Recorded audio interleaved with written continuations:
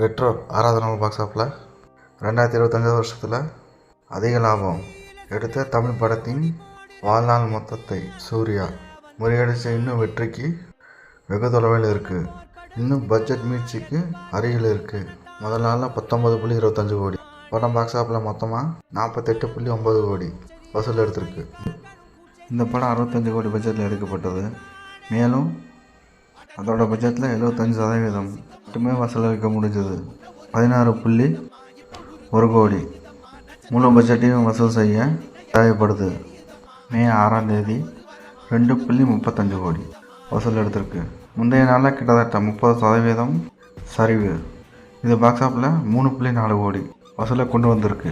Retro படத்தோட முதல் நாள் பாக்ஸ் ஆஃப் எவ்வளோன்னு இப்போ பார்த்துடலாம். 19.25 கோடி, 7.75 கோடி, 8.15 கோடி, 3.4 கோடி.